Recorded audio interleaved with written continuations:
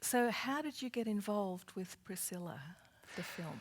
Well, while I was at college, I made costumes for drag queens, and I was also a male backup dancer, one on each side, which they call an earring. Isn't that a great title? Because you have two, and drag queen. Anyway, I'm sure you get it.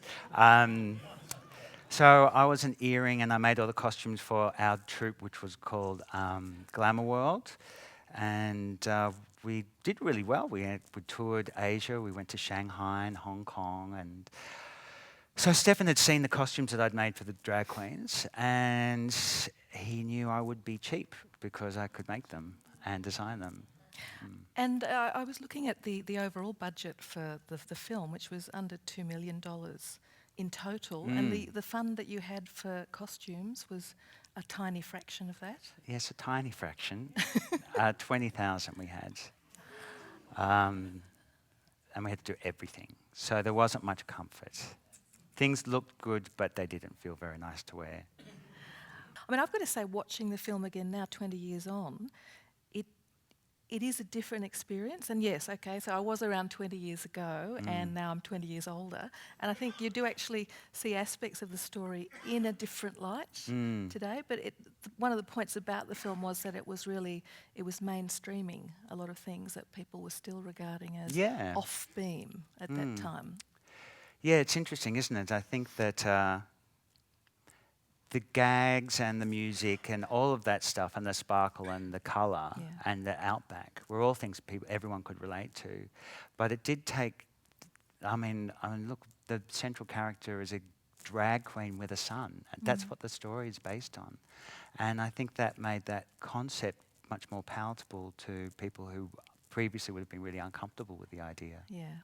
Was it fun and hard work? Oh, it was. What Rebel was the knows. balance? It was the most incredibly delicious adventure with great fun people. And even though we all took our art very seriously at the time, it was just such a crazy adventure. And of course, we shot the film and took exactly the same journey that the characters do.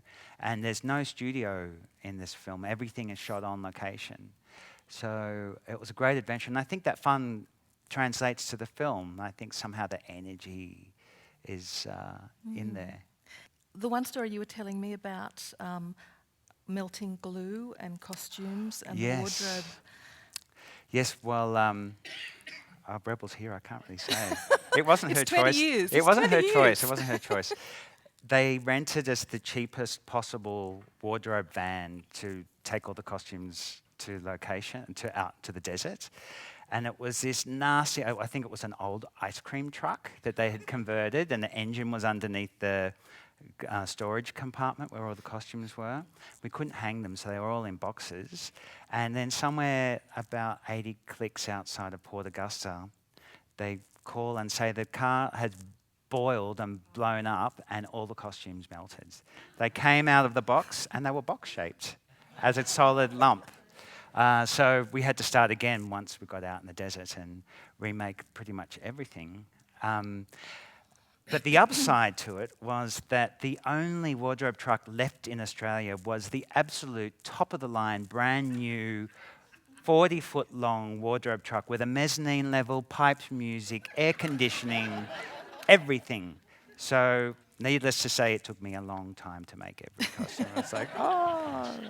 Well, something else that I need to ask you about, just because when we've been fitting the costumes to the mannequins, there have been quite a lot of challenges because especially Guy Pearce's outfits they're tiny. Tiny. And I mean, he is slender, but I hadn't realised. I suppose he was very young then. Yeah. But actually fitting them, and if you're doing it to a really tiny budget as well, well, you're having to, sort of sew them in? And stick them together? Just little people. But the funny thing is that the mannequins they had to use here for guys' costumes are teenage girl mannequins. Isn't that funny? He would hate to know that, but he was actually the junior Mr. Australian bodybuilding champion, like 3 years prior to that, before he was Mike on Neighbours, I think. Okay, so... Yeah, but he had 26-inch waist, tiny. 26-inch? 26-inch waist, yeah. Yes, I think... Like a Victorian, you know... Well, yeah, because he looks like a whippet or a greyhound. He's got that sort of a shape to it. But with a That's 40-inch chest, compliment. like this, he was like a cartoon character. Yeah. Now, I was hearing the edge of a story about this particular costume with the wattle one, about him sliding down the huge shoe Oh, and yes. Ow. something. We might have his DNA by the sound of it. Yes, yeah, well, it's on the shoe. Ah. Well, because, of course, the stiletto shoe was a working prop, and then there's a moment where he slides down it as part of the action. But it was also covered in sequins, and the lip of the shoe was all sequins, and he hit it at top speed. And he got up, and it was like his thighs were shredded. And then Stefan said, "One more time, please."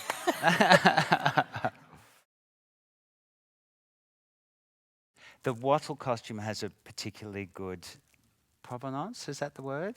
It's a very good word in this case. When I started making it, each of those wattle pom-poms took about an hour and 20 minutes. And I was like, oh my God, I'm going to die before I finish this. So I was like, where can I get cheap labor from to do this? And somebody I knew somebody who knew somebody who was doing vocation work at Long Bay Jail. So talked to her. She took down the little cardboard donuts that you use to make pom-poms. And they were like, we'd love to do it. So they made them all. The only issue was we weren't allowed to give them scissors. So we had to cut up all the fabric. And they were paid for it. It wasn't just sort of slave labour from Yeah, they got the some jail. bread and some water, I think. And whatever they get down there. No. have you met any ex-convicts who? No, but I just imagine, because I did talk about this on Radio National during the week, and I just was hoping that there was some lifer that was still there. It was like, yes, that was me, finally. Finally, someone's given me credit 22 years later. Yeah, write my name in now, Yeah. please. Okay, and it's beautiful, actually, and the further away from it you go, the more better it dramatic gets. Yeah. the more dramatic it is. That's often the case. With the green sequin one in the middle, which that's the one that Hugo wears out in the desert, it's not your particular favourite, but you made it because? I made it. God, everyone loves that story. Stefan and I had a different idea of what the costumes were going to look like on the show. He wanted ladies with gowns and ruffles and sequins, and I wanted to do kooky Sydney drag queens that didn't have boobs and were just crazy characters. Anyway, so that was my one version for him.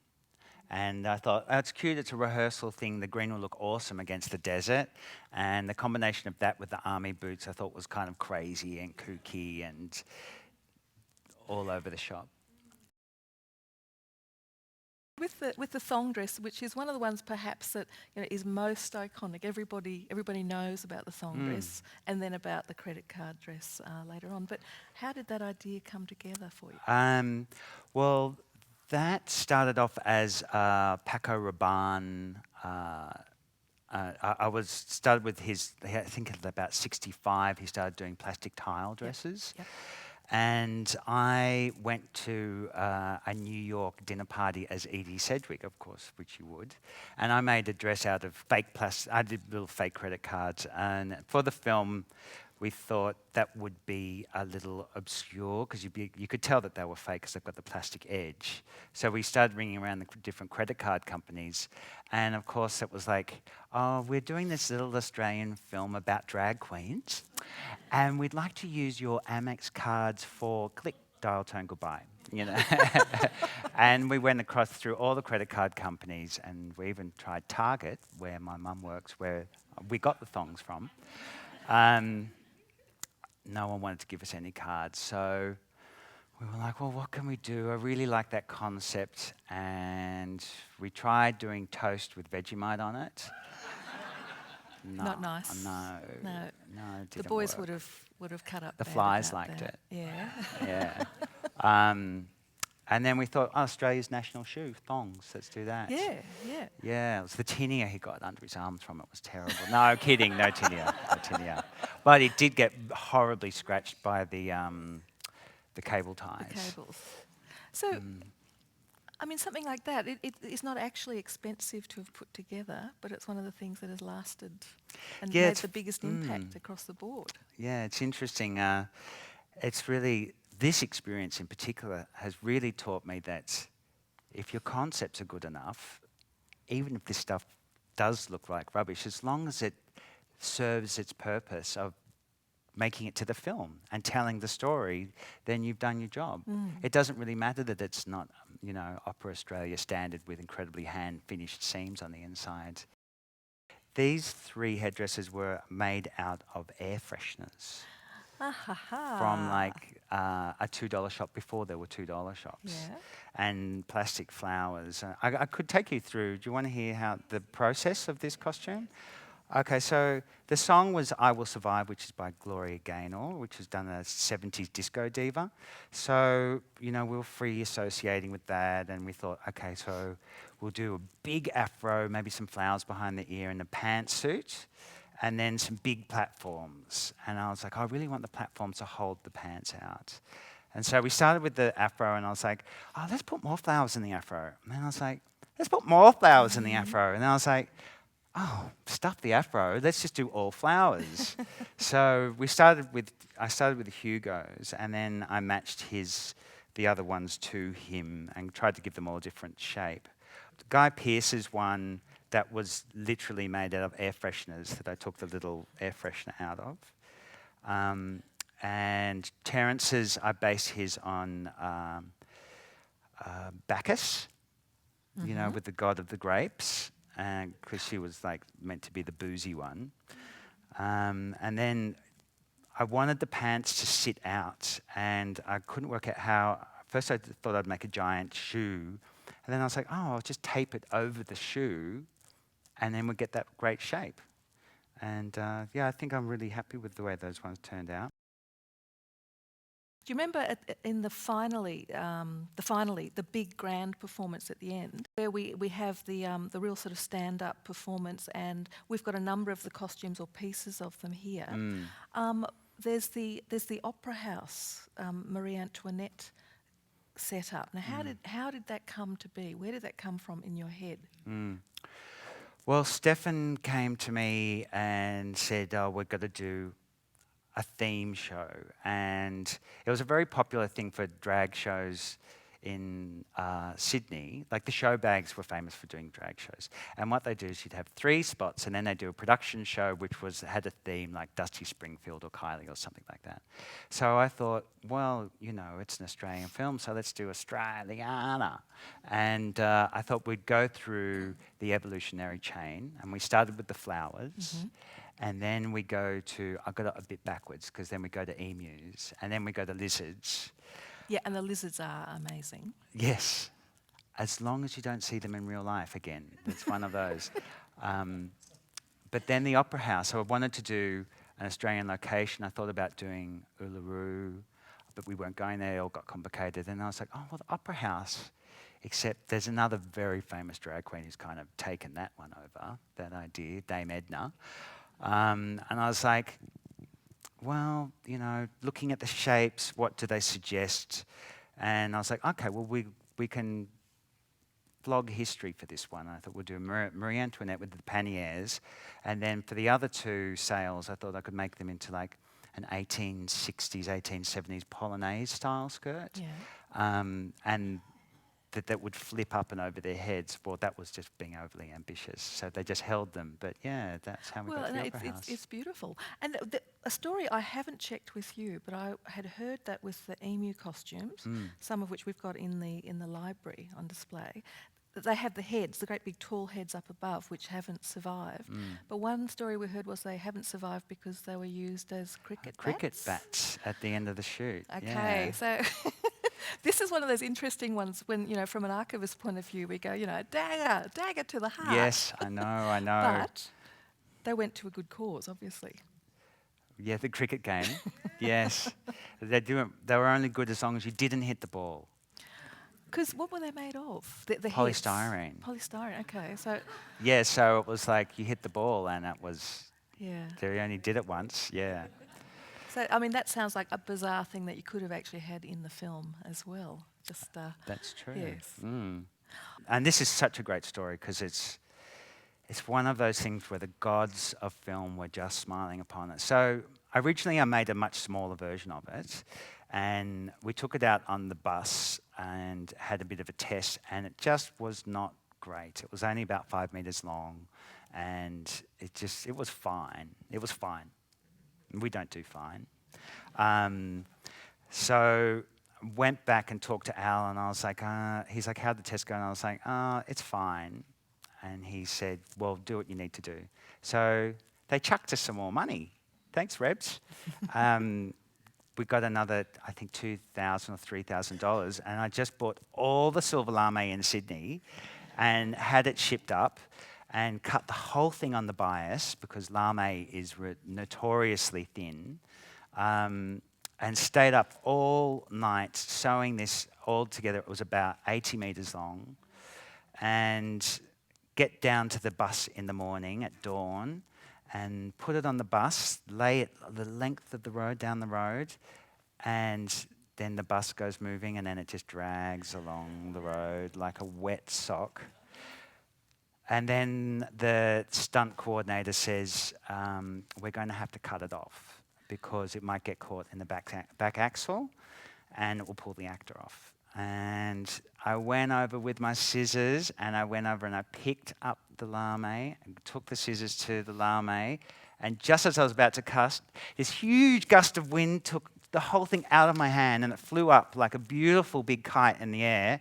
And Stefan's like, get the cameras rolling now. And we took off and it was beautiful. When I really realised it was going to be a huge hit was when we were in Cannes. It was in the midnight session at the Cannes Film Festival. And that's not the Cannes in Queensland, that's the one in France. And we got a 17-minute standing ovation. But in Cannes, it's the French, it's a very French, very Cannes thing to do these ridiculous long standing ovations to show how much they like a film. So we're sitting there and the publicist beside me going, 9, 10, 11, getting more, and we're just grinning like idiots while this whole auditorium with the mezzanine level of people just all applauding. Not necessarily smiling though, that was the thing that was odd. Very serious French people. So we won an Oscar. Really? Yeah, we did. We got an Oscar. And if you ever get to win an Oscar, if you can do it with somebody else, that's the way to go because you get. Lizzie made me talk first, as always, and but then it was her turn to talk. And while she was talking, I got the luxury of having a moment on stage with an Oscar in my hand to really feel the moment. And the best thing was looking out across the audience, there's Tom Cruise, there's Oprah, and you'd think they'd all be bored, like, talking to each other. But they're all like, Tom Cruise is like, Oprah's like, and I'm like, Tom Cruise, and I just thought I was going to explode into a great puff of glitter right there. Yeah, it was a great moment. So I think at this point it's time to say a big thank you to Tim because we are in the presence of greatness in terms of design and being a really lovely human being. Oh, so thanks for that. You too. May we all please thank Tim for joining us. Thank you. Thank you.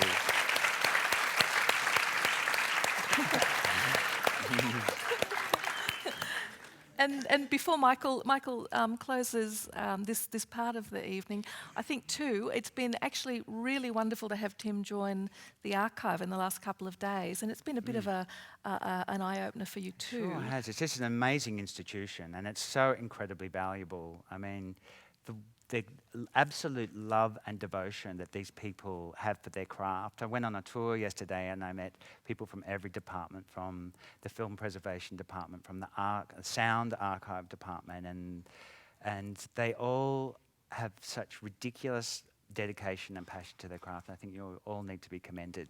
Thank you. Thank you.